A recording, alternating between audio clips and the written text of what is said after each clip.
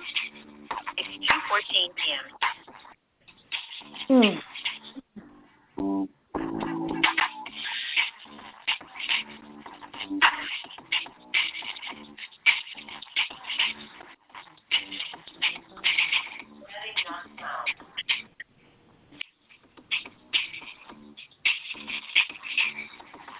Welcome to Let's Talk About It with Deborah.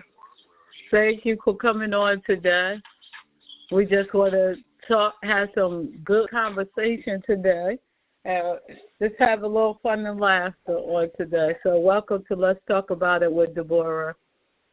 Well, today our topic is when life deals lemons, how do you make lemonade? And I think that's important because just because life deals you something bitter, don't mean you have to stick with that bitterness. You need to learn how to make lemonade, to sweeten things up and cause things to flow and cause ourselves to grow in a more positive way. So that's what we're talking about today. When life deals you lemons, how do you make lemonade? So we can come together today and make lemonade together. So hello, and welcome to Let's Talk About It with Deborah.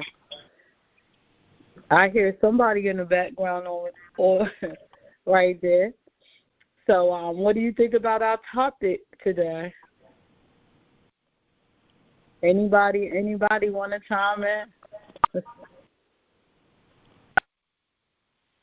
All right. Well, the reason why I picked that topic today is, to me, Sorry, I didn't know. I thought I was muted. Well, you weren't muted. I see that. So, when I thought I was unmuting, I was muting. So today I picked that topic, when life deals you lemonade, how do you make, when it deals you lemons, might I say, how do you make lemonade? I think that's very important. And I think that was a pretty good topic for today, you know. I would agree. So I think that we need to really think about how we move forward when things ain't necessarily the way we want them to be. So share. If you have some thoughts with that, share with me. I think it's always important to find the positive in everything that happens. And there's always a silver lining somewhere. Sometimes it's underground a little bit, and you got to dig a little bit to find it. And sometimes it's right in your face, and you're so caught up in what's going on that you don't see what's right in your face. I was just talking about that to somebody else earlier this week. You know, things happen, life happens, and it's not always going to be positive.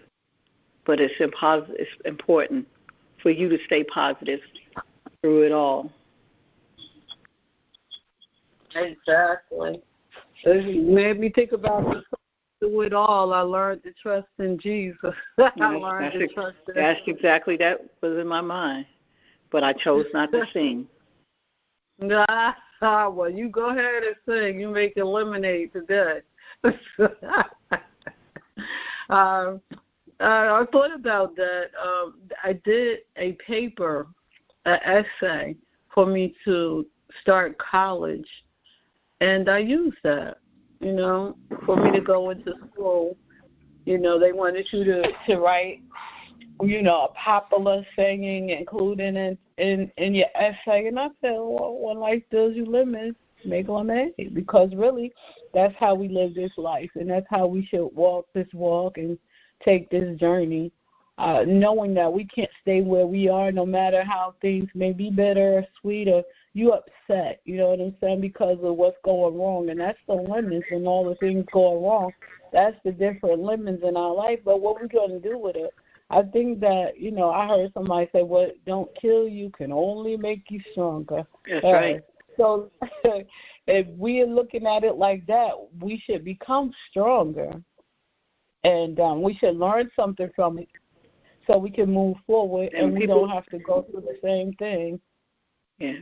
And people need to realize that it's easy to say, and it's easy to say that, but when you're going through something that seems to overtake you, it's hard to make that transition. And sometimes you need help. Sometimes you need help from a friend, from a professional, from somebody else, to recenter yourself and step out of it and be able to focus on what's important. And most of the time, what's important is not what you're going through. Absolutely. I like what you said earlier when you said sometimes we have to dig. You know, you got to dig yourself out. It's not always easy to get out of whatever position we're in, you know, and I said to deal with the problem that we have. But you have to fight a little harder to get there. So like you said, it's not easy. So we do have to find solutions. You know, we have to find a way. And like you said, we may have to reach out to others. We may have to reach out to our higher power. We need to have counseling sometimes. But, you know, we have to reach within ourselves, and we have to reach out to others and find other ways that work for us. And so that was really important. You got to dig yourself out. You can't stay. You have to change your routine. You have to change your focus. You have to be more involved. Sometimes I believe you need to apply yourself to helping somebody else. You got to apply yourself what? To helping others. Right. I've met a lot of people like that in my field. I'm working in mental health counseling. People who have gone through hard times.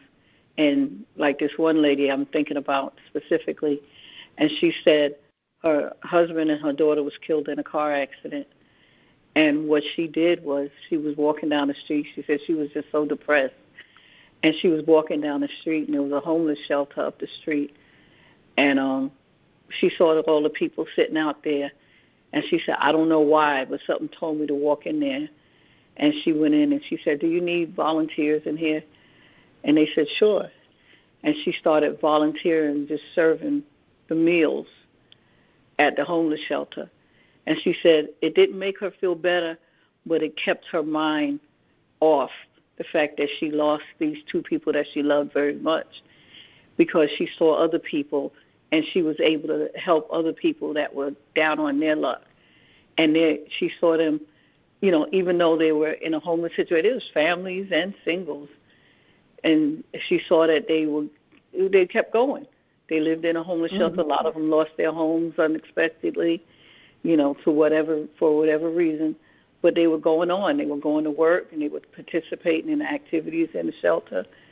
And she said it really made her feel better and realize that, you know, life still goes on, even when bad things happen to you. And sometimes that's what people need, just to see outside of your situation, you know. Mm-hmm. Absolutely. You made me say, I don't know what's going on with me, but I just have songs in my head. I feel like going on. I feel like going on. The trials come on every hand. I feel like going on. I mean, gotta be feeling like going on. Sometimes you don't even have to feel like going on. You just like feel like pressing your way. Just a reminder. Like moving forward. Yes. It made me think about my mom when my dad passed. I know it was really hard for her, but what worked for her, she got involved in the campaign with Mamie Bridgeforth to become Westward Councilwoman. And she got so involved with that. And that's what helped her to get through the process, because she was so busy. You know what I'm saying? Mm-hmm. She didn't have time to focus on what she felt, to be all locked into those emotions to that extent, because she had to get up and be here at this headquarters at a certain time. And you got there, you hit the pavement, you know, running, telling people about this person that's running for office, and just busy. And before you know it, You got like 6 or 7 months going. So the healing process has already started, you know. Yep. Being able to turn your attention. You know, when I was going through what I was going through, I turned my attention to, you know, first, that's when I started working on my weight loss, and I was going 5 days a week. I've never went to a gym 5 days a week in my life, but I used to love going to the gym, but that was something that kept my mind busy. I get up early in the morning, and I head out, get dressed, and head out to the gym. And I stayed there for like an hour and a half, 2 hours. And then when I come home, you know, I'm able to focus on something else. You know, prior to doing that, I would just lay in the bed all day. And I realized that self-talk that we're supposed to have with ourselves. You know, Adrian, this isn't helping you. This isn't helping you at all. You're going into a funk. Get up. Absolutely. Get out. You know, it didn't happen right away because I'm hard-headed. I don't even listen to myself sometimes. But it took a couple of weeks, and I said, let me call this place and see if it's still open during COVID. They said, sure we are. And usually we only have two or three people here. I'm like, I'll be there. You know, so you got to turn your attention away from what you're going through. And like I said, that's not for everybody because some people are not strong enough to do that. So they get pulled down into a depression. But I think that's still the most important step, number one, for you to refocus and redirect, turn your attention. You know what I'm saying? I think it's the thing that is needed immediately, whether it's hard for you to do it or not. You know what I'm saying? Sometimes it may take your friends and family and people that love you to come to you and say, you need to do something different. Yeah. You know what I'm saying? Yeah, that is the first step. And I like what you said because you did something different. You turned your focus and you got, you know, so you came up with a plan. So we have to have a plan. You know what I'm saying? So you made a plan. You came up with something. And you said, this will work. I need to do this to make it different for me, to help me to have a better outcome. And the other thing that I'm thinking about when you're saying this, what people don't realize is when they redirect their focus and they start working the plan that they come up with, that they give of themselves most of the time all that they have right now. They throw themselves into it. That's right. And they start working. And then, you know, by the end of each day, you're exhausted. Mentally and physically. So now you really can, you know, get that good night's sleep. And you just got to take one step at a time, one day at a time, you know.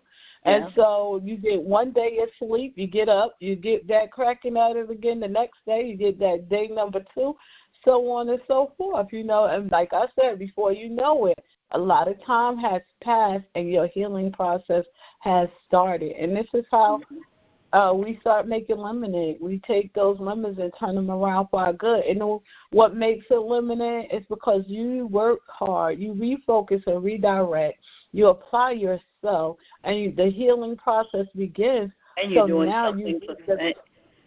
doing something for somebody else, and that makes you feel good. Right. So that's the number 3. You helping somebody else, and now it's beneficial. You get a chance to see the benefits of it, the benefits that you reap when you refocus, when you come up with a plan, and when you help other people.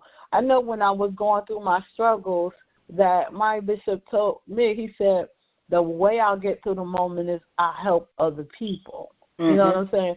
So applying yourself and helping other people is automatically going to bring blessings back to you. And we're not looking for something back from those people, but we know that we have a creator that's looking on, and that, you know, when we bless others, then he blesses us. So sometimes we don't even think about what it is and how we're impacting other people when we're helping other people. But people don't forget when you do things for them. And I would say to someone not long ago is those blessings are coming out of nowhere. Sometimes we don't even understand and know. Now, when we stand in need and people begin to know that we need something, people start saying, oh, she needs something. Oh, let me see what I can do. You know what I'm saying? Sometimes they not only that, come but out of nowhere. Not only that, but it makes you feel good when you hear that you're helping somebody else while you're in your valley, and somebody said, and they may not know what you're going through, but, you know, girl, you really helped me a lot. And, you know, when I came, you know, we were in a financial situation, and I came with my kids to the food bank, and you put in some extra stuff. You just put in a couple of extra apples, man, that made a big difference, and I want to thank you. You didn't know that you blessed that person like that, but it's a good feeling. But, you know? Absolutely, and I'm saying beyond that, because you did that and you blessed, and maybe you thinking that all it is that you are only just going to get that good feeling, but not only will you get that good feeling, but when you're in a bind and you're in a different place, people start reaching out to you and saying, well, you know, wow, I remember that person. I remember what they did. You know, for me. And not only other people, but God remembers it, you know. Yeah. And people, like I was trying to get into a certain place, what I'm trying to say is that when you impact people, they come back and they are a blessing in your life. And not exactly those people all the time, but other people that they tell the story. You don't know. I'm just trying to say you really don't know how you impact people, and you don't know where the blessing going to come back from helping other people. And it's coming through God ultimately, but by way of other people. You know what I'm saying? Just like they say, what can get your attention and affect change? And they say people and change. So they're telling you right then and there that a message will come by way of people or come by way of pain because you don't grasp the concept. You know what I'm saying? Yeah. So you get a chance to reap the benefits, and sometimes they're not so good. And that's what we're talking about, those not so good times. What we going to do? And we talking about we turning it around, we refocusing, we making a plan, we indulging ourselves into helping other people, and by helping other people, then we reap the benefits and stuff because not only from people but from God. You know what I'm saying? That we are not always going to happen right away. Absolutely, but hey, they say come on. I know, but when we say that it's not necessary, it don't happen when you think it should happen, but it's always right on time. I'm going to ask you to mute yourself with your music in the background because I can hear you on the podcast. That's not cool. But thank you for coming on. Thank you all for coming on. We're talking about when life deals you lemons, how to make lemonade. And you can just jump in and I like whatever you say. I do too. And listen, the Lord must know I like lemonade. He gives me because He keeps giving you a reason to make it, right? But yes, just to piggyback on what you're saying, one of the best things you could do to help yourself is to help others, and put your stuff on the back burner. And then God has a way of just working it out. And it may have nothing to do with the people that you helped. It may have nothing to do with wherever you pitched in, whatever you did, wherever it could come totally from a whole nother direction. But you know that is nothing but God. And Absolutely. And so it's we need to let go and let God, and to do that, you help others, you do for others, because our charge is to love God, our charge is to love our neighbor. So in helping our neighbor, God turns and helps us. Absolutely. And it would it'll be exceedingly and abundantly more than you could imagine. I love that scripture. I love that scripture. Absolutely. I know that the testing that we go through is just to build us and make us stronger. We can decide whether or not we want to stay stagnant and not grow, or whether we're going to go forward and we're going to grow and proceed. You know what I'm saying? And the Word of God said He has a plan to prosper us, that we do good. You know what I'm saying? So it's a learning process. It's a maturing process. So just because it's a little painful and because it's stunting you don't mean that it cannot be beneficial. It's a growing process. It's just life. It's a cycle of life. Things will happen, but let's not get stuck there. Let's move on, Let's go forward, Yeah. And we so have to that's keep what we're that talking about.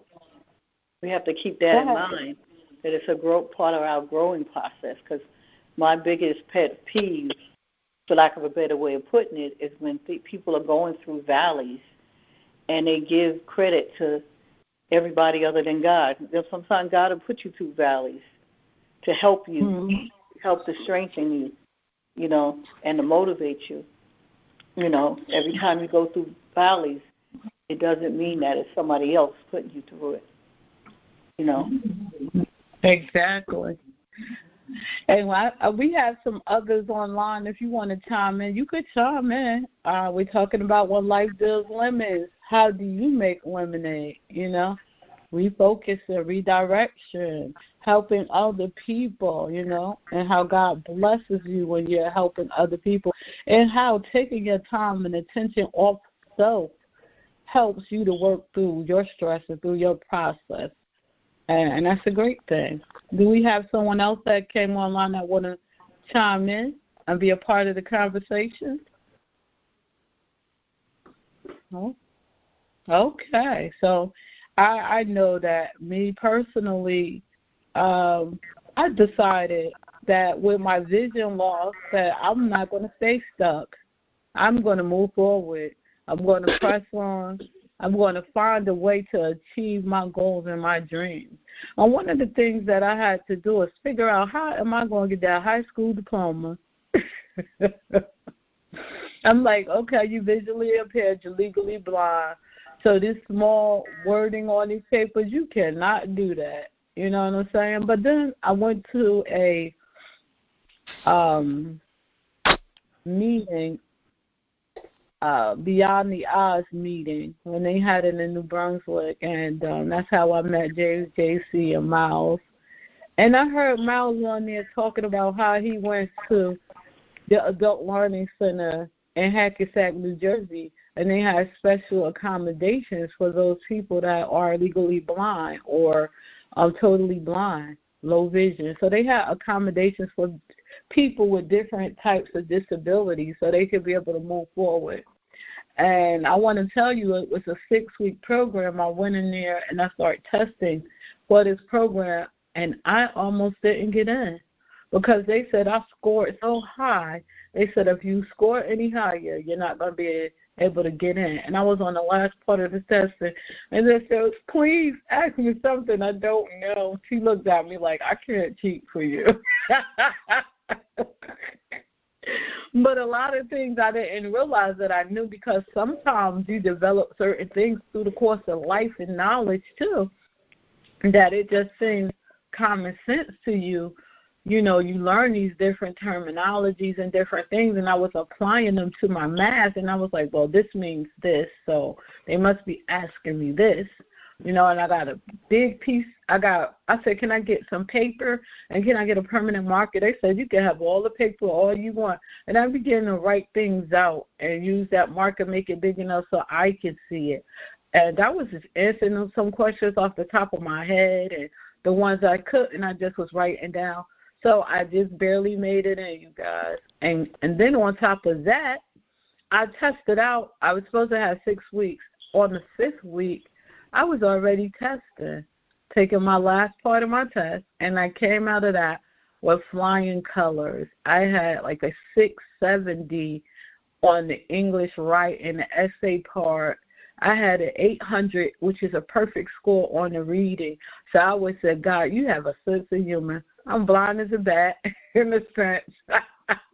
but I got an 800 on reading because it's about your comprehension of what it is that you read and hear.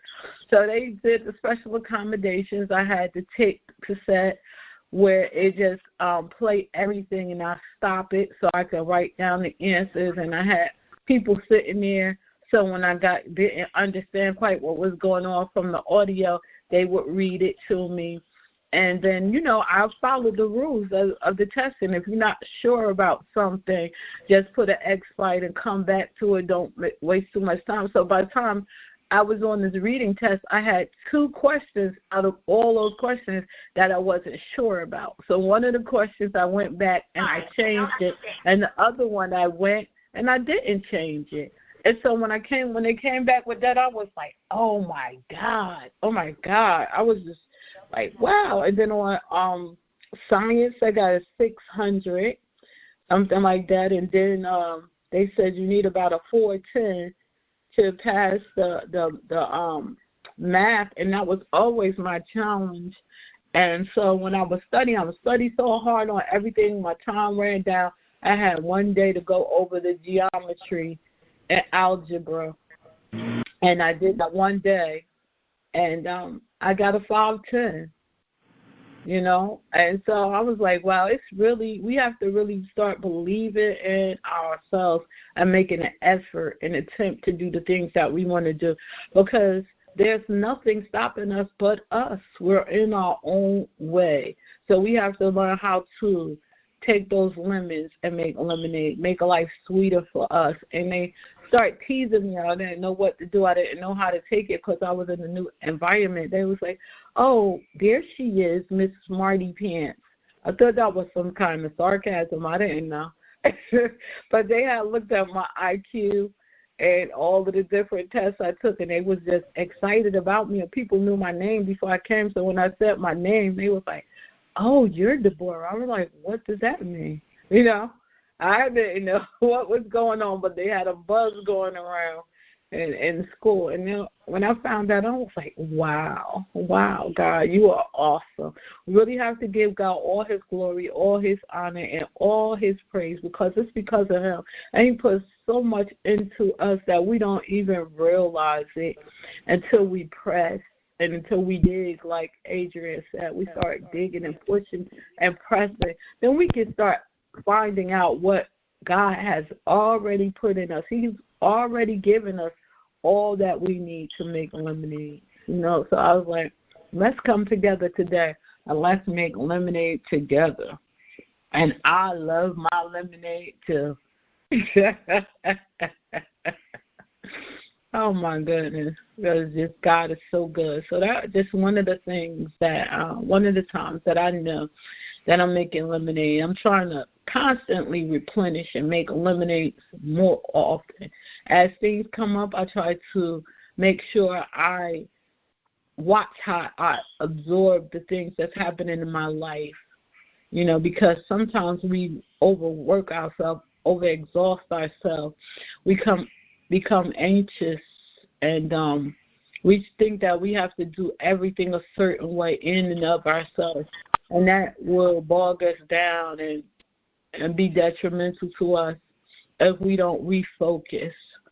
So we have to find out those things that will help us to refocus and to restart, to revamp, to get that jump start so we can do what we need to do to make progress.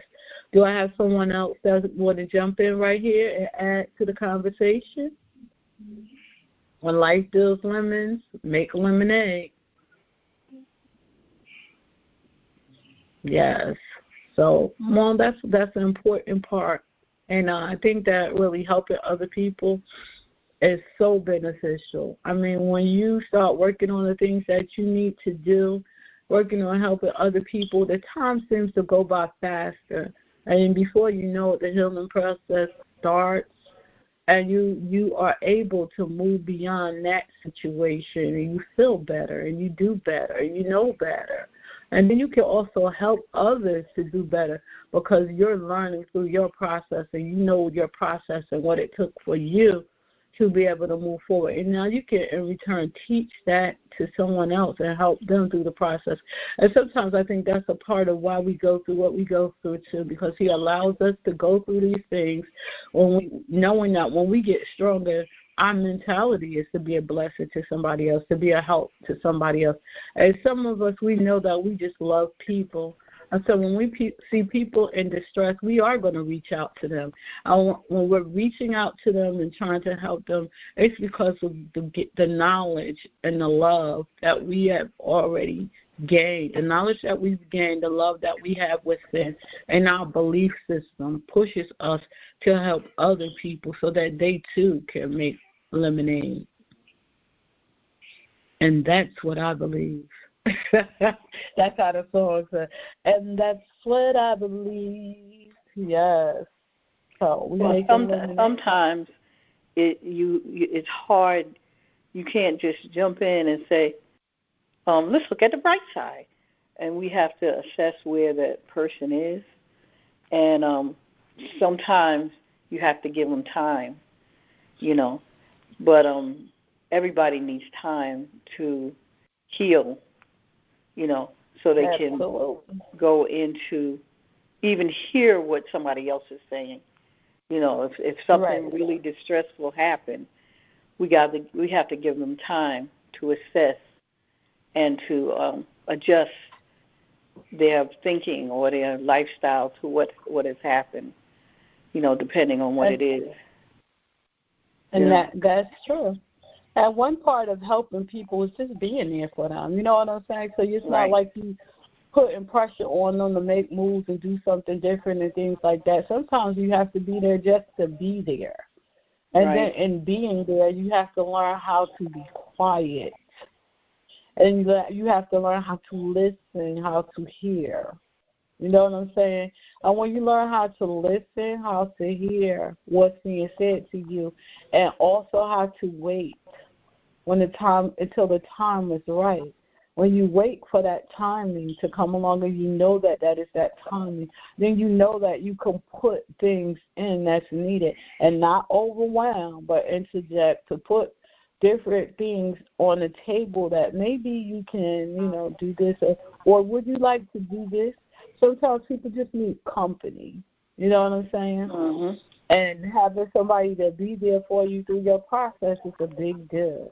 I know sometimes when I'm at home, sometimes I have so much stuff to do, I don't need help all the time. But if I had company, I know I would work differently. Sometimes I just want the company, because I know how I want my things done. I know what needs to be done and how I want it done. And just sometimes I just want to have somebody here. So like my granddaughter is here today.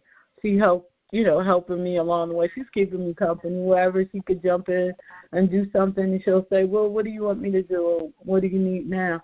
And between that, I'm doing whatever I feel like I need to do right there, but I have her company. And sometimes that's just that's very important. Because people don't want to, be by themselves all the time when they don't want to do everything they do by themselves. And then at other times they do want to be alone and they do want to do things by themselves. But just to know that a friend is going through something, you can just always extend yourself and say, if you need me, I'm here. And say, well, and then if you feel like they need to get out or do something or company, you can always ask. I think that's a good part of extending yourself and helping people. And we don't want to pressure people, and we don't want to know everything. And that's another thing. Some people just know everything. Mm-hmm. They know everything. You can't even tell them. And how they have to tell you about it. I had one really bad time in my life. Go ahead. I had an experience like that when I first moved here. I really didn't know anybody. And I moved here in November, and my birthday's in January. And I always did something on my birthday, go to the comedy club or, something. I realized all my friends were still in Florida.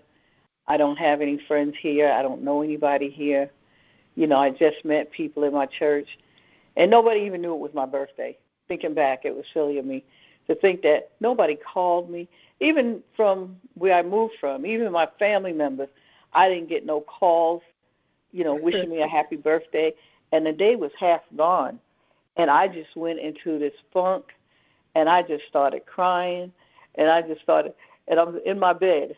By that time of the day, I was in my bed, and I'm boo-hooing and boo-hooing and boo-hooing. My brother wasn't home, and, nobody called me to say happy birthday, got no cards in the mail. Everybody forgot about me. Nobody loves me. Woe is me. And then my friend called. She turned out to be a good friend, Linda. She lived up the block. And she remembered, and she said, "Hey, what you do for your birthday?" I said, and she said, "What's the matter?" I said, nobody called me to wish me a happy birthday. Nobody. And I've just been sitting here in my bed all day long, and I just couldn't help it. I just let the floodgates loose. And she said, "Get dressed, I'm on my way." That's what she said.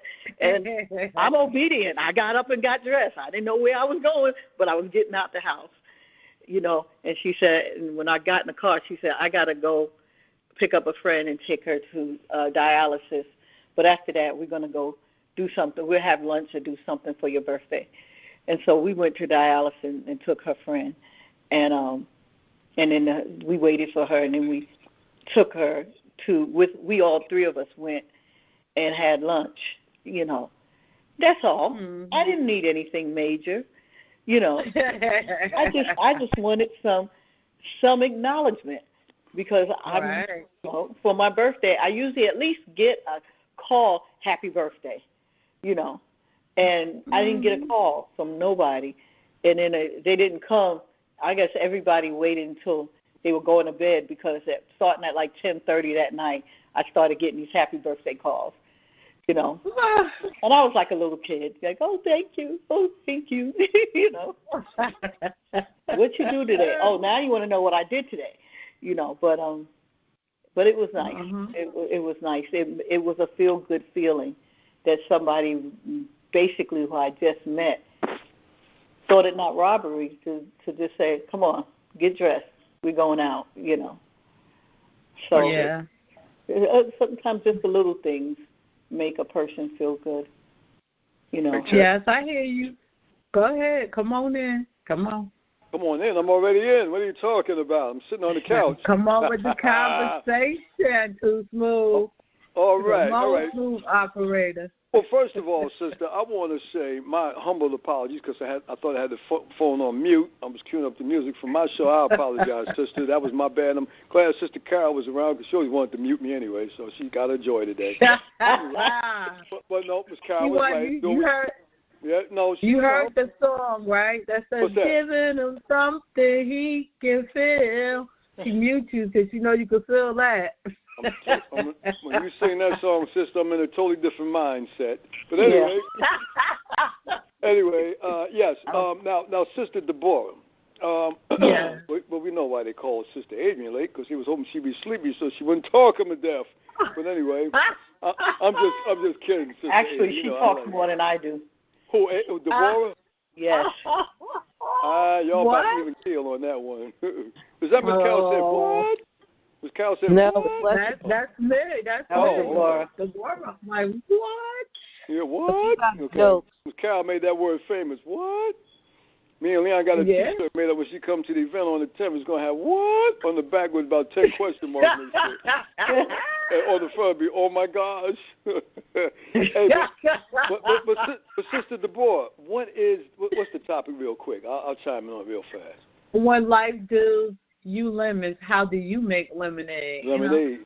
Okay. Well, first of all, I use the good sweetener, not the white sugar. I use the coconut sugar to make it even more healthy. But anyway, what you do, sis, because that's very vital.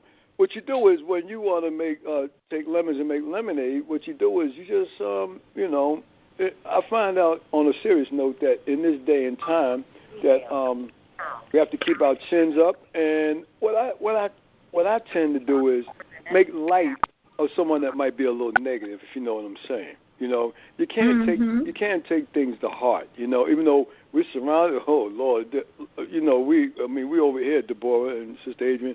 You know, we're surrounded by a lot of negativity, but sometimes you can't let that get in you. You know, and I took this. Believe it or not, I took the saying from Thelma from Good Times. I looked at a documentary on it. She said her parents taught her, never let what's around you get in you.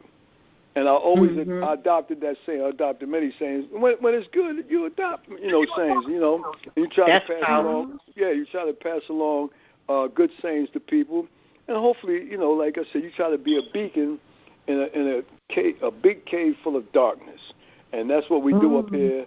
So that was a good topic, and hey, like I said, hey, I know one thing. I'm gonna try to show people how they could have clean water. Now, I'm turning into lemonade now.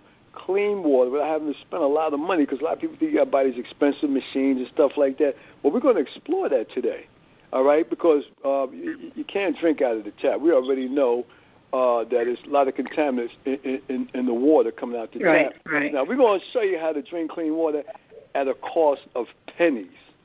Don't hardly cost you, like Ash from The Simpsons saying, don't cost you nothing.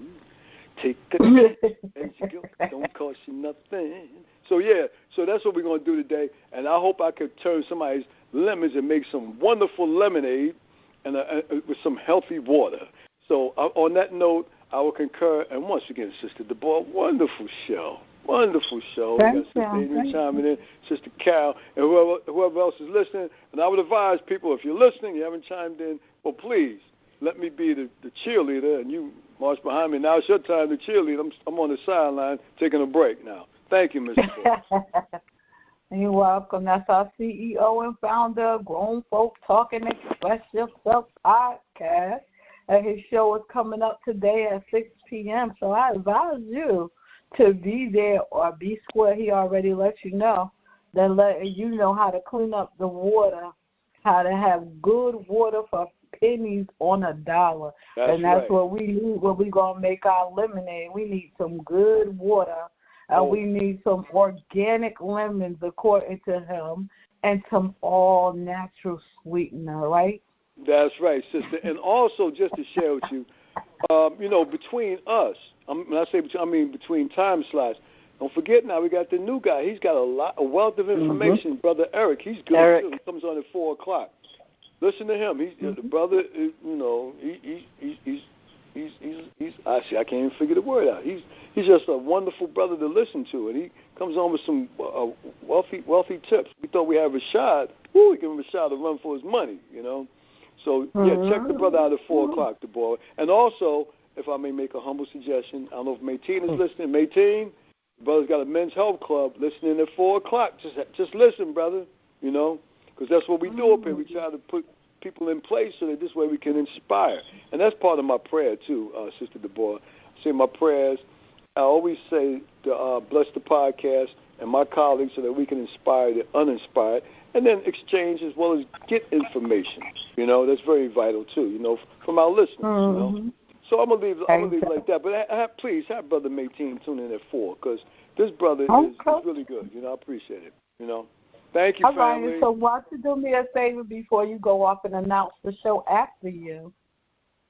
Oh, okay, that's no problem. Well, Sister Nabir, the return of Sister Nabir tonight. Yay! Yeah, today's the 27th. She took a sabbatical, Ramadan. Son got married. And she did. She just took time. So now she's back. In fact, she's been on a couple of people's shows. She tuned in. She was on the network, even though I wasn't there. Or she was there, So she's back. She's back. Sister Nabir's back. She says she feels refreshed and she's ready to go. She got us a little spoiled.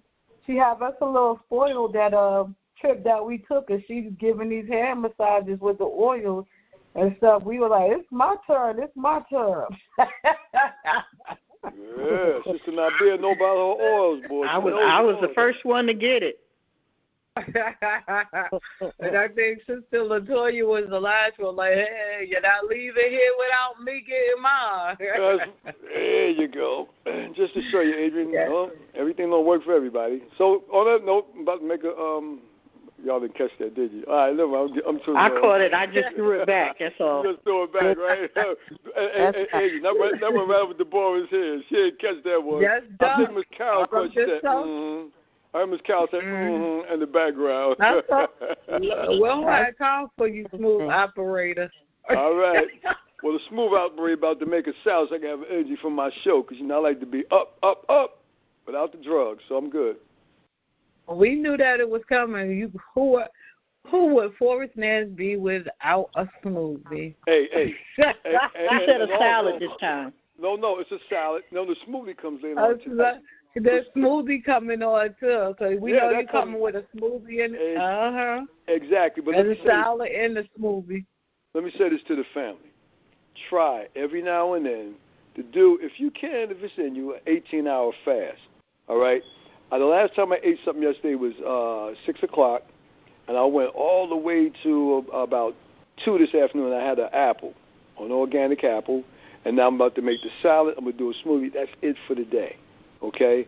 Give your system a rest, And I'm telling you, you feel light. You feel great. I got in and stretched this morning. People be looking at me up and down the block. Boy, you've been around my house. I got this slide gate, and I just slide that gate closed, and the women be walking by to me. That's right, Bella. Stretch that lower back. I'm like, yeah, sis. And you got to stretch, too, I'll be telling them, So we got to get out deep 3.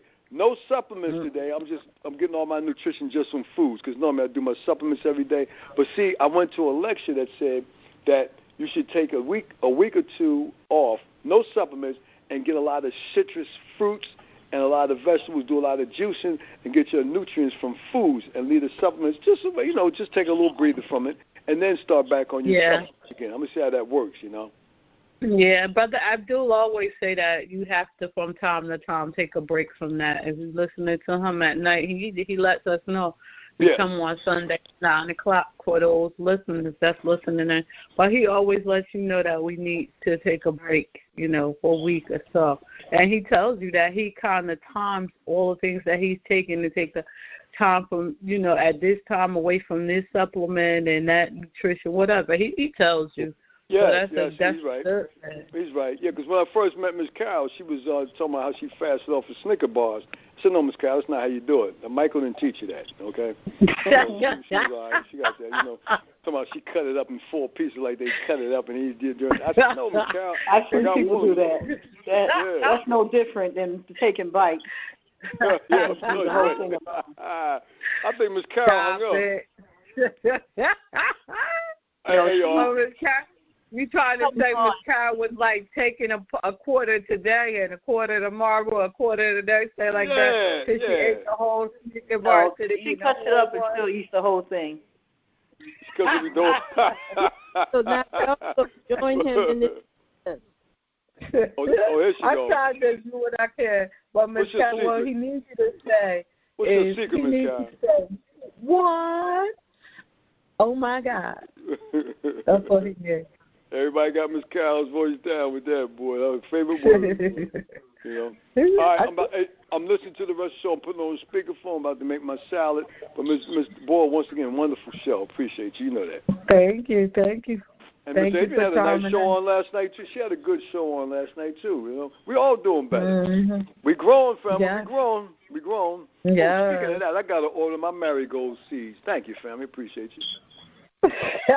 Look at I'm doing some planting. I'm doing the gardening. Plant those marigolds so I know where to go to pick them. You ain't coming over here, lady. Listen, since we talk about lemonades, let's see how you can get those lemons going. Even if you got to order them. Oh, yeah. Everybody can get a bag of lemons at the August 10th event. I got you. Hey, that's what I'm talking about. Yeah, that works for me. Look, we got lemons and watermelon coming, Miss Carol. I already got my watermelons ordered. Oh, that's cool. Wait a minute, Adrian, did you call Brother Dib? I sure did. Yeah. I got to call him. I didn't know. He said he got some? He said he'll have some by then. I'm going to get y'all this on my podcast with this information now. No. Oh, yeah. He got the one with the seeds. Don't mess with nothing without seeds. Yep. Don't spit them out. Swallow them. That's protein. A lot of people spit. When we was young, remember we used to always say, Deborah, spit them out because you grow a watermelon tree in your stomach. No, that was a myth. We didn't know no better. You eat the watermelon and spit the seeds out. Little did we know. But I've always swallowed the seeds. I chew the seeds. What are they saying? What are they saying about the seeds of the lemon? I tell you what, can't go wrong. I've swallowed some of them before too. I ain't never got sick. Oh, you said of lemon. It ain't gonna hurt you. Yeah, it ain't gonna. I swallowed the watermelon seeds, and you know what happened? What happened? You had a big-headed baby. Miss Carol, you got a big-headed baby out there? No, I didn't got a big-headed baby. Well, a lot of women. See, that's what happens on Grown Folk Talking podcast. Right. Let's talk about it. That's right. We talk about it all. It all. All right, I'm going to the salad bar. Shabakaba. All right. What does that mean? I don't know. I don't think I want to know. He don't know. Shabakaba. Yeah, he is too much. The Shabakaba. Well, we definitely know that we can make lemonade from lemons, right? We done brightened it up a little bit. I love the color of lemons. That is so beautiful and so bright. And we know that yellow color, they said that color is a color of glory. I was like, it's a beautiful color. It really is. One of my friends, her son and daughter-in-law, they had the baby's first birthday, and it was lemon drops or lemons. Like everything was with yellow and lemons. They had lemonade, and they had the cake had really candy lemons on it. It was just everything was lemon and beautiful. Lemon. It was really nice. It was the baby's first birthday. First birthday. That's so beautiful. It's just a beautiful color. When my mom was here, she would always say, "I don't know what my favorite color is, the yellow or the red." She just loved that. And I looked it up. Both of them are color of glory and colors that you see in fire. She's definitely fire, I tell you. But it's so many different colors, but we talking about one light. I was thinking that you look at most of the colors that have something to do with connection to God's great, beautiful things. The green, the blue. Yeah, the creation purple. itself. Yeah. That's so beautiful. I'm sorry. Real quick. I just wanted to say, my bad. I hit the wrong button. No, Shabakaba is something that me and King David made. That's all. It don't mean nothing. We just say it for fun. We know men just have their own little slang. We have our own slang too, so we ain't know. Yeah. So when I say Shabakaba to anybody, they be like, "What does that mean?" I'll be like, "Nothing." But okay, I just wanted to say that. You know what? Miss Carol says you ain't know what it meant anyway, so we're good. No, we just made up. Just joking. We just made up a word like abracadabra, stuff like that. That's all. That's all. Thank you for that. Anytime. All right, now I'm making my salad. Y'all listen to the rest. Shabakaba. Now I can sleep well tonight. I wake up in the middle of the night. Shabakaba. You know what to say when you need to go to sleep tonight, Adrian? Shabakaba. There you go. Put it right to sleep. That's what he said. He said it's like abracadabra, so Shabakaba. Yeah. And like Jane Brown saying, "Ow! Wake up in a cold sweat." Yeah. No. James Brown said, "Yeah." And you're right. A lot of what he said we didn't understand, but we know what he said. Cold sweat. And the comedian was Eddie Murphy used to do that. And they nobody know what James Brown was talking about. Yeah. He said they're getting paid to say yeah. Yeah. Yeah. I mean, he talking about the hot tub. He said, "I'm gonna put my foot in the hot tub." Ow! Too hot in the hot tub. That was funny. I like it when he did that skit. Yeah. That was Miss Carol's hustle buddy back in the day. Eddie Murphy. Yeah, ask Miss Carol. She grew up. I knew him. I knew him. I used to hang out in Long Island back then before I went to college. And one of my good friends that she went to college with me, she lived not far from him in Long Island. Yeah, Miss Carol tell you, she said she looked over at Eddie Murphy's there. He said he looked at her and he said, "You looking fine. Can I hustle with you?" She said, "Sure you can, Eddie." So they did that little thing back then. Tell him, Miss Carol. Him and his brother. You go, Miss Carol. Go ahead, Miss Carol. Miss Carol was the hustle queen back on Long Island, boy, back in the day. Had a little stilettos on and twirling. That's why she always shaking her pom-poms on pom-poms, yeah, you know. Tuesday at 7:30, right, Miss Carol, on this podcast? That's how shaking them poms. And Leon always talk about Miss Carol got diamond-shaped calves. That's when Leon has his sight was a little better. He was sitting in the corner looking at Miss Carol do that hustle. Said, "Woo, she got some nice calves on her." Because Miss Carol said, "Leon, how you know how my calves look?" He said, "Don't worry about it." Leon told me in private. He said, "I used to go to the party. I saw Miss Carol when she was young. Woo, she's a looker." Yeah, she is beautiful.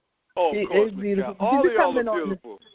As she come on this podcast sounding like she's younger than everybody else on it. Hello. Pick Sophie in the house. Yeah, great, Miss Carol. You know, she practices that, you know. She practices that in the mirror. You know? Get my voice it's back a part of her routine now. It's just it's in the morning. All day now. I want to sound like Deborah and Adrian.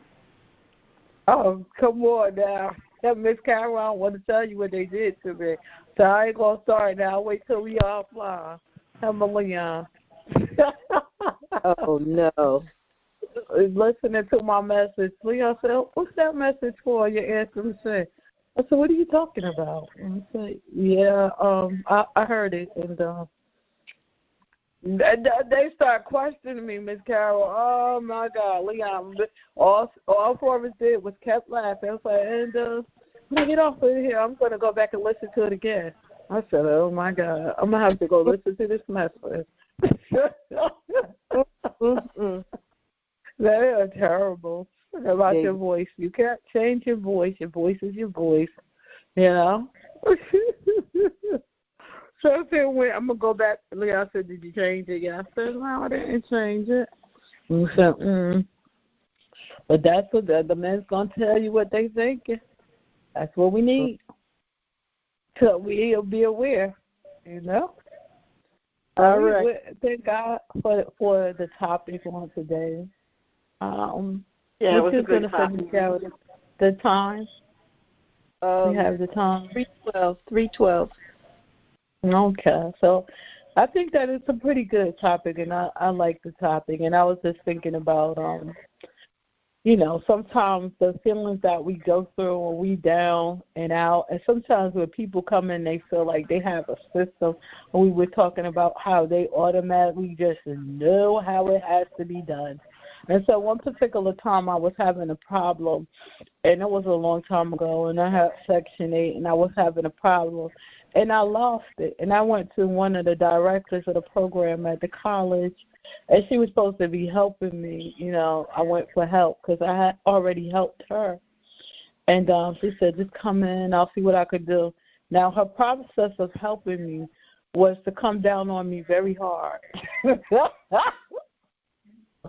To reiterate what I had done wrong, and just was fussing and fussing and fussing to the point that I was in tears. Because she was older than me and senior, I had respect. I didn't need all of that. I just needed to know if you were going to help me or not. If it was something you couldn't do or not. Like, she has to make sure she takes me through her very own type of purging process to make sure that the situation I'm in, I won't go through this situation again, you know? That's right. Because this is her process. But you don't have to do that with everybody. I don't know that you should do that with anybody. And you can conversate and not be nasty and hard and harsh with people. It's a way to do everything, and you can still share the same information and have the same conversation without doing all of that. And so guess what? She was able to help me get reinstated. And guess what? Right. How long it lasted? At the end of the day, she was able to help you. But sometimes, and people don't always know when it's a good time, and I don't know how well she knew you, but maybe she felt that she needed to come down on you first so you can see how you got in that situation, so you won't get in that situation again. And as far as I'm concerned, from the story you just told, it worked. And now that's why we should always listen so we can find out. Because guess what? It lasted for a hot week. What, the conversation? No, the Section 8. Wow. It was only for all of that for 1 week additional help. Okay? So you did all of that for what?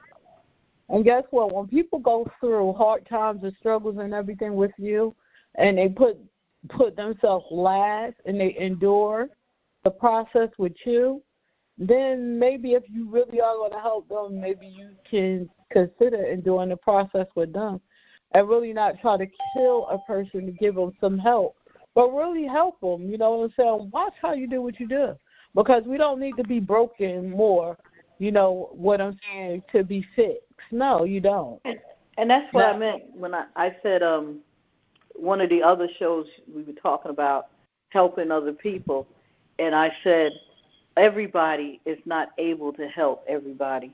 You got to be careful who you bring your problems to, because everybody is not the same type of person. Everybody is not so compassionate that they care about your feelings first. You know, everybody don't know how to come at you. You know, they can come at you like they're chastising you, or they can come at you like compassionate and they want to help you, you know. All right. You can, and when you come in a compassionate manner, you can still point out all what you feel is necessary to be pointed out.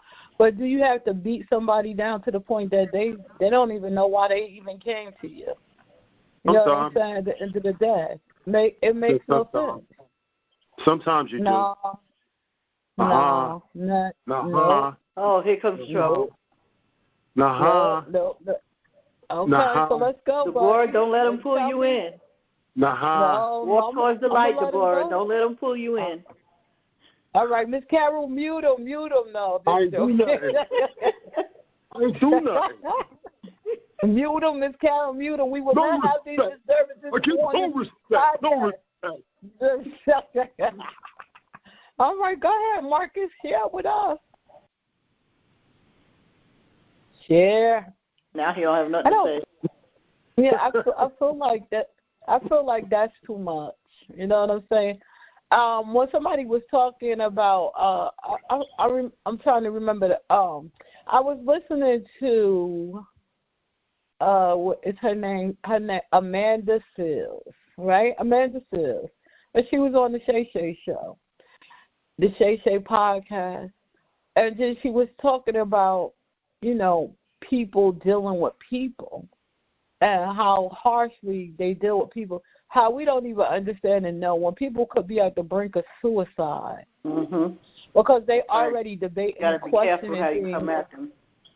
They already debating and questioning things in that within themselves. They having a hard time, and they don't see how they can come through it already.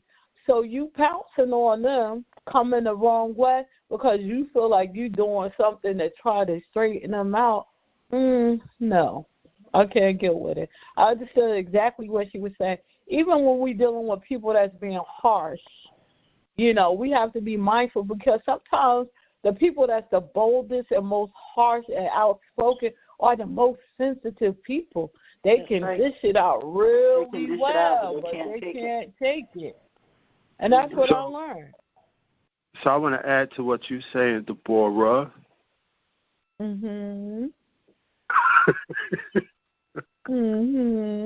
Let's go, buddy.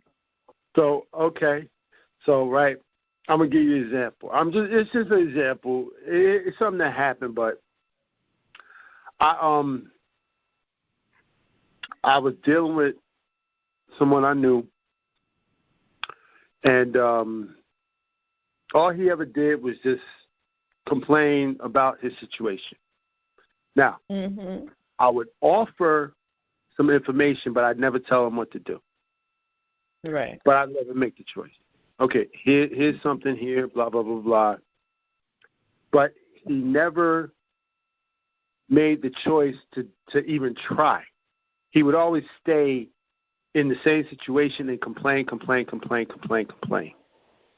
So one day he says to me, hey, man, can I use a certain amount of money? Yeah, man, I really ain't got nothing, blah, blah, blah, blah, blah, so, and I lent this guy some money, and he didn't even pay me back, and I was letting him stay here at my house, and blah, blah.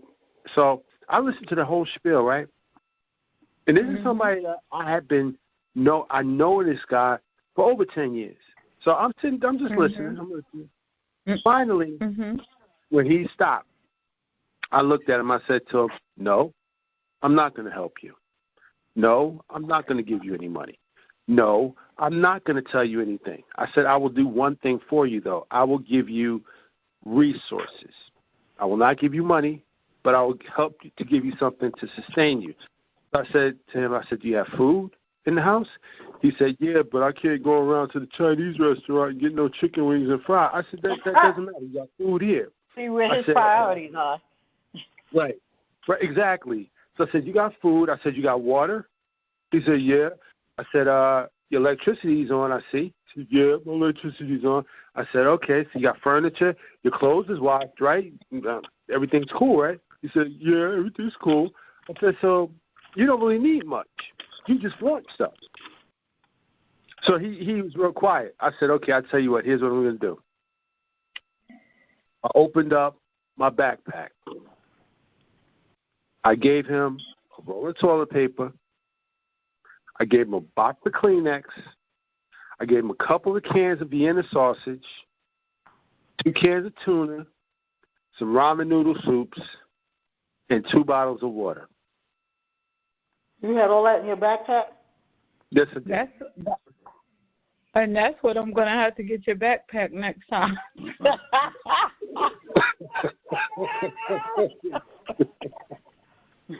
Yes. Yeah, just raw bread with peanut butter. That's what that do me fine. But you know what you just now said is not what I'm talking about. When I said how you come at a person, that was direct, that was compassionate. You know what I'm saying? That wasn't overwhelming to break you down. You know what I'm saying? That was a point where you was reasoning with him at a level that he can hear you and understand. You didn't come at him as to say, well, you know what, this is your fault. I gave you the information and the resources and everything, and you keep doing the same thing, putting yourself in the same situation. So you deserve not to have money, and you deserve not to be able to go to the chicken. You know, you didn't go through all of that. You see, that's what I mean. Like, people come at people. I have been there with people when it called for it, but not based on the way I was feeling. It was a difference. My emotions had nothing to do with me being real direct with somebody, like just kind of, in a way, taking all the covers off of it, all the excuses away, so they could actually see that they were creating their own problem. Don't blame it on nobody else. You know? That's fine. That's fine. But what I'm talking about, the nastiness that you got to put with it, take the nasty away and just do the rest. You know what I'm saying? That's what I mean. Take the nasty off the table. Because you ain't got to yell, you ain't got to cuss, you ain't got to fuss. To tell me, because guess what type of person I am? The type of person I am is that when you get to the yelling, screaming, cussing, and fussing, I don't hear nothing you say anyway. You just get ready to and that's how most people are. anxiety attack, a heart attack, a stroke, you just go have, whatever stressed out mode that you go through because of what you just said and did, you're not going to affect me. I can't hear you. I can't relate to you. I can't respond to you. I can't do what you said do, even if it's the right thing to do, because you didn't respect me. You didn't come at me the right way. Just because you have information, because you have truth, and it can benefit me, don't give you the right to bring it to me any kind of way. Because I can't hear you. Now, I will walk right past you, and Adrian could tell me the same thing, and I'll do it because she came in a more passionate way, a more reasonable, direct way. And she didn't cut no corners with me. She just told me exactly what I need to hear. Listen, you can't keep going on like that. You have to change some things. You have the information, you have the resources. Nobody can carry you. You know what I'm saying? If you're doing it this way, this is always going to be the outcome, and therefore you will be short of what you need, and nobody else is going to reach in their pockets and give you money and give you things so that you can be able to hit the Chinese store, so you can have tissue and have food. It's just not going to be done. And I have to do that with my children at some point in time and say, listen, we at a point that it's time for you to be an adult and be responsible and mature. I can't keep carrying you, and even if I can, I choose not to. And you put it all out there, and then you step back and you let them feel the situation that they're in, and they learn. But if I try to beat it down your throat, push it down your throat, and make you less than who you are, they can't hear me. And that's what people need to know. I do believe there's a time and a place for everything. Mm-hmm. I believe that sometimes a soft answer does get a better response, but sometimes I believe you have to be somewhat abrasive at times, not because you want to be mean. Especially when they keep coming at you with the same problem. Your passion for their success and their well-being is what comes out in my situation, okay, with my friend. Like I said, I've known this guy over 10 years. I know he can do better. I've always encouraged him. I've always pretty much told him, hey, well, you go get it, man, because he's trying to do his music thing. He's done some work with a few artists here and there. And I keep telling him, go ahead, push yourself, man. Go ahead, push yourself over the wall. You could do it, because he's really good at what he does. But he just makes so many excuses, and then once the excuses are made, now he's sitting there complaining, and having a fit. And sometimes he doesn't want to see what he knows is there. So sometimes I can talk to him in an even keel, but he won't hear me because I'm not really putting it up in front of his face. But when I do put it up in front of his face, I say, hey, listen, and I just kind of give it to him. It's like a Brillo pad, taking off the stuck-on stuff, you know what I'm saying, that's just stuck there. I'm scrubbing it off. I'm not sitting up there breaking the dish, you know what I'm saying, but I'm scrubbing it off so that it could be clean again, so that everything could be shiny again, so that he could be clear on, look, man, X, Y, and Z, cut it out. Stop it. You know better. No, do better. Go forward with it, but stop it. You got. Yeah, so what I hear you saying is what works for him is the shock factor. You know what I'm saying? In psychology, they have an in-your-face psychology type of treatment. And so I get what you're saying. But what I'm saying to you also is this. It's the shock about it. So when you step back from the situation after you clearly state what needs to be done, whether it's in a nasty way or not, when you refrain from extending your hand, he's going to feel it. And he's going to make the adjustment. Because what you did was you saved the day. You gave the soft answers. You know what I'm saying? You were soothing, and you didn't want to go there with him until you got fed up. So you were totally 100% honest with him, telling him how you feel along the way, because you was just being there for him, being an ear. But I'm saying if we step back and start giving them the little shocks along the way, then it keep them from getting to D-Day. You understand what I'm saying? Mm-hmm. And that's what people talk about, the candy coat, and people candy coat a lot of things instead of being straight up honest from the beginning. So when you can be real from the door, from the rip, when they first start saying, no, man, I don't think that's going to work. I understand what you're trying to do, but you got to also be reminded of blah, blah, blah, blah, blah. You know what I'm saying? And you're trying to cut away from that from the beginning so you don't have to come to that day of explosion. And then for those people that have that process, that's the only way they do it, that's even more harmful. That's the only way to deal with somebody that when they come to you, in your face kind of stuff. Yeah, that's not. Yeah, that's beneficial. Extreme. It's extreme. So I'm just saying. So sometimes we have to rethink our process of how we doing with things too. Why is it that he only can hear you when you finally go off? That's because you wasn't singing too much when you wasn't going off. Well, I say it like this. Sometimes it's a time for everything. Yeah. Everything has a time. And you have to know the timing. There's a balance. Life is all about balance.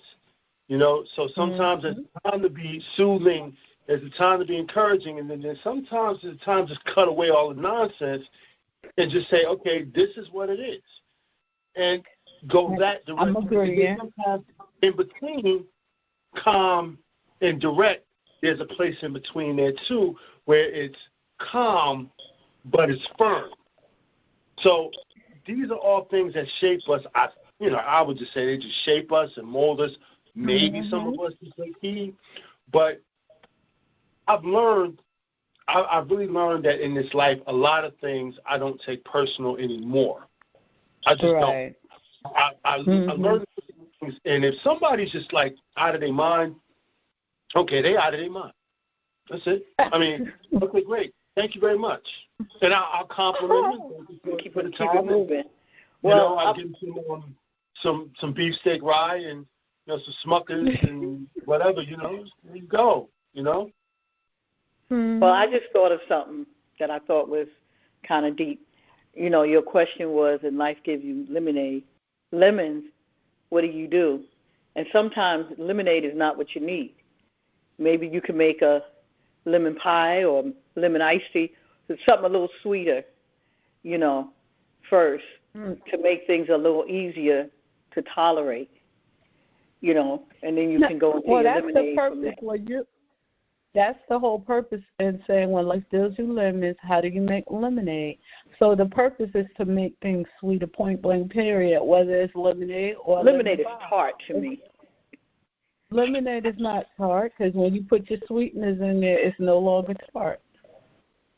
And so that's why you would make a lemon pie because you add sugar to it and you add a different consistency, putting it in a different form. The only thing that makes it better is that you put that sweetener in it. So now we're going to take that bitterness and turn it into, add some sweetness to it and lighten it up. So you can be able to tolerate, to get through, and to enjoy it. Yeah, so, I would enjoy a lemon pie better. Well, you take your lemons and make lemon pie. Whatever works for you, that's what they say, right? Whatever works for you. So now when you're around and I ask you, would you like a glass of lemonade? And I don't have lemon pie. No, you're not taking a lemonade. No, just joking. But, yeah, that's what we got to do. We got to take the things that are bittersweet in life and sweeten it up, soften it up. That's what that water does. That's what that sugar does. It lightens it up so it makes it sweeter. Diabetes. It makes you endure. Adrian, I'm going to come on your podcast. Go ahead. before it's on the podcast. Right. It gives you diabetes. No, we are, like Forrest always said, we have natural sweetness now, so don't do that. Yeah, the natural sweetness, not sugar. That's right, sweeten it up. That's what I say. You put sweetener in it, whether it be sugar, whatever you want to need, whatever you need, whatever you desire, whatever going to make it sweeter for you so you can endure it. That's what we need to do. That's how we need to refocus and do what we need to do. That's how we make up. Nobody push no buttons. Absolutely. My TV just came on. You see nobody push no buttons. You must have said something magical. But, yeah, that's what we got to do. And so we're talking about refocusing, making a plan, helping other people. And we was talking about the benefits of it. And we got to have, like you said, when we said plan, we have to have strategies moving forward so we don't stay stuck, So we have to always know that we can move beyond where we are, that there is an expected end, that we have a vision, we have a dream, we have those goals that's going to push us. That if we want to meet those goals, we know we have to keep moving. You know what I'm saying? So that helps us to become determined. Sitting in self-it doesn't help the situation. Right. So that helps us to be determined, and that helps us to turn things around. And like I said, in the process of us helping other people and getting focused and planning and actually getting involved, I tell people this almost daily. The scripture says faith without works is dead. It's so many people that even believe, but they don't even do the work to achieve what they talk about they believe in. As I'm telling you that I'm going to own a house, but I never get a job, and I don't have no income, how am I getting there? How are you going to get a house?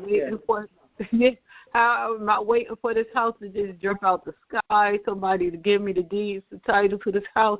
People generally don't give you things that you can't maintain, even God. Exactly. You know what I'm saying?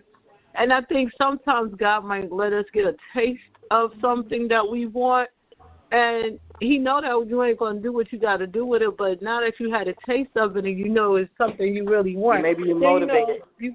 You'll be motivated, exactly, so you can go back and do what you need to do. You know what I'm saying? So faith without works is dead is one of the scriptures I really talk about all the time, because you can't just believe in a thing. That you can't believe that you're going to get there. You have to actually get up out the bed to get to work. You have to get up, brush your teeth, take your shower. It's a work that has to be done. You just can't just believe. You got to be a part of the process and get it started, get going, get in motion, and know where you're going. Know where it is that you're trying to go. So now things is not going to always go the exact way you planned them, but you started something and you will learn as you go so you can get to where you need to get to. And then you can shake off that old and put on the new. Like they said, they don't put new wine into old skin. You know what I'm saying?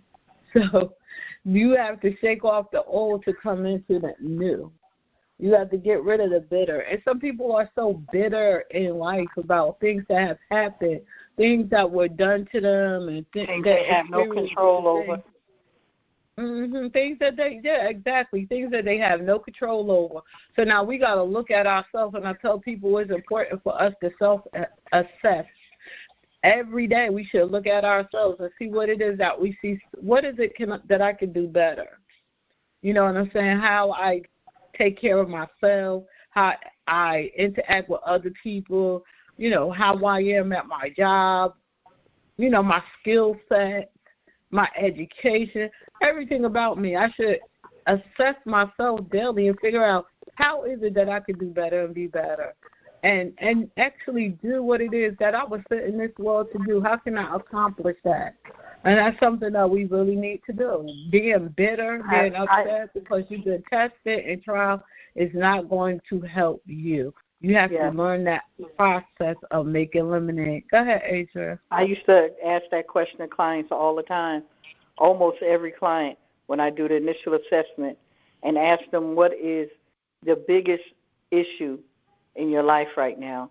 And they'll say, oh, blah, blah, blah, blah, blah. And it's really something that they're not in control of. It's what life has given them. And this and this and this and that. And I said, okay, so how are you causing this problem?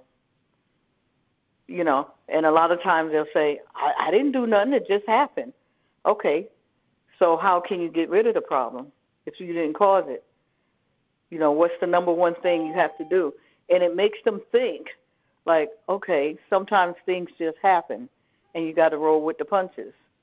You know, sometimes everything is not your fault. You know, sometimes things just happen, or they don't happen the way you want it to happen. And I try to make them come to that conclusion themselves instead of telling them that, you know. Exactly. So that's why we said when life deals you limits. So that means when things just happen, when things come out, even if you're responsible for it coming out because you took the wrong avenue, the wrong road, you did the wrong thing. But now that you're there, what are you going to do? What are you going to do now? Right. Are you going to sit and sulk, or are you going to, you know, work to turn it around? Right. And so, and when we get to that point, I think that now it's time for us, like we said, we help other people, we assess ourselves, you know what I'm saying? We keep ourselves busy. We not only have faith, but we work. And in that working that we're doing, we should have some affirmations. I think that we should have things that build us up, that we practice every day, self-care.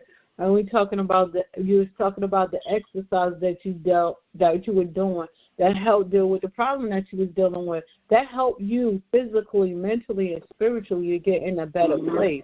So those are the different types of things. What am I looking at? What am I listening to? What am I watching? Who is my circle of friends? Who am I networking with? You know what I'm saying? All of these things we need to think about. How can we make things better for us? What am I eating? You know, am I getting my checkups? Am I resting? Am I listening to positive things, positive music? Am I reading positive books? Am I taking time to go to the movies if I like movies? Am I taking time to just care for myself? Am I just taking care of myself on a daily basis the right way that I should? You know, sometimes people get in that struggle and that funk, they won't even get in the shower. Like, listen, get up, take a shower. Look, get up. If you comb your hair, you know what I'm saying? Put a little cologne or perfume on, you know. Do something after with the deodorant. Yeah, don't forget the deodorant, you know. And don't forget to brush your teeth by all means, you know. You don't want to be doing the binocular blast, the commercial. So by all means, get up and do the little simple things and then graduate into the bigger things that you need to do. Don't overdo it. Yeah, because sometimes getting up is the hardest part. Oh, yeah, definitely. Because and then the other thing, you say that again, Marcus? Especially for full-grown babies. When I was in my funk, and this is how I recognized it, I would get up out of bed in the morning, and sometime I take a shower, sometime I didn't, but I would get up, take my blanket with me from my bedroom, and go right to the couch and lay on the couch and go back to sleep. Next thing you know, it's 3 o'clock in the afternoon, and I get up and get something to eat, and then I go back in my bed. And I look back. It was like 2 weeks, and I looked back and I said, that's all I did all week, every day. I got up and went to the couch and didn't turn on the TV or nothing. Laid on the couch, and when I slept away on the couch or I was hungry, I got up and ate whatever Oba made for dinner, and then I go back in my bed and I sleep for the rest of the night. Now that I'm not going through a depression, I can't sleep at all, but that's a different issue.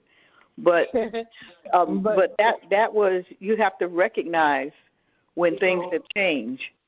You know, I just woke up one day and I said, all I'm doing is sleeping. It's been 3 days. And that's what made me start going to Planet Fitness. I said, I got to find something to do. It was the beginning of COVID. I said, I got to get up out of this house. I can't do this.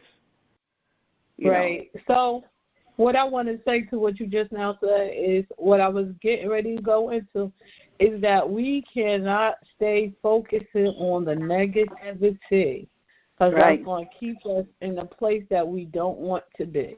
Okay? So, and I'm saying that because I realized in 97, I had a seizure for the first time. And then when I go back to look at when I had that seizure, I was meditating on the negative thing that was hurting me so bad. That thing was on my mind day and night for like 3 days. That third day, I had that seizure. You understand? And I broke down. I never had a seizure before.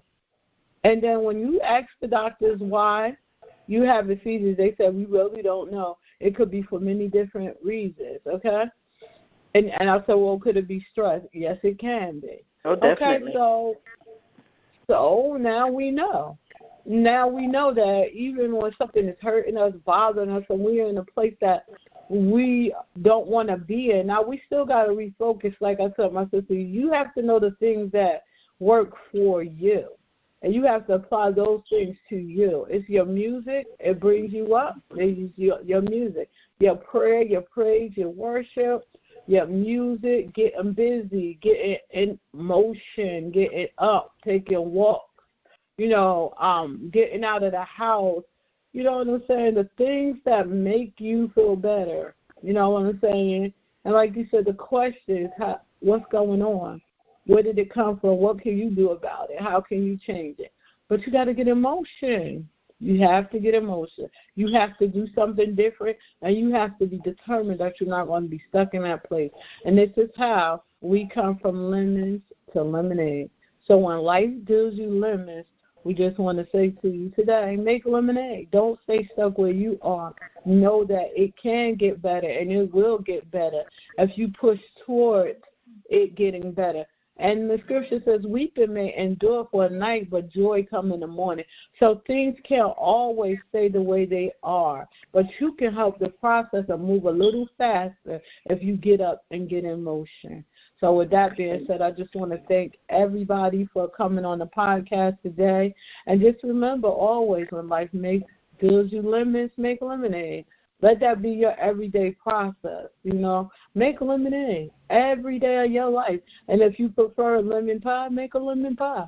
Yeah, because some people can't make lemonade well.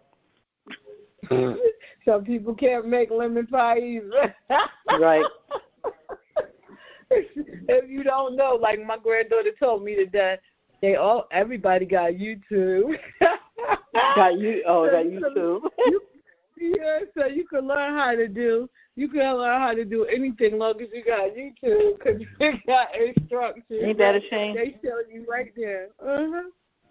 That's what my granddaughter told me today. Everybody got YouTube, because I was trying to figure out how to do something and asked her, did she know how to do it? And she said no, but everybody got YouTube. What time is it, you guys? Because we got to get ready to get up out of here so we won't be in his space. 3:47. Okay. What you, Marcus? You was gonna say something? No, I was just gonna play a encouraging snippet of a song for those they have depression, or they feel like they've been yelled at a little bit too much, or they got their blankie and like Linus, they go into the, oh, Jesus. Whatever, all that. So I just wanted to Marcus, if you don't play this song, we're going to fight. Just go ahead and play the song. I think I'm going to hang up the phone.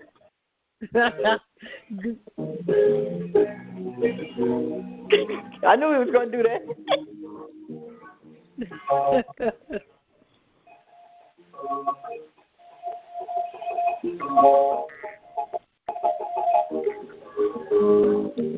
All right. That's your encouraging song for those times that come up. Marcus, I'm going to get you when I see you. I'm done with you. What's the song for the show? I just want to make sure that we have our songs. You have our commercials. You have the commercials on the thing. So now I'm going to just share with you the commercials and let them play through before we end our recording so that we have them. We have our commercials for Love Ministries, and we have our commercial for Organization of Unity and Empowerment. And on that fourth Saturday of every month, we like to do something for our Organization of Unity and Empowerment, so we're going to try to resume that. Well, we'll bring the commercials next time, you guys. Thank you so much for everything, and we're just going to sign off on Let's Talk About It with Deborah. I hope that this has been uplifting and encouraging for each and every one. So don't forget, when life deals you lemons, make lemonade. God bless. I'll see you next Saturday at 2 p.m. Sister Deborah. Let me hang up this story.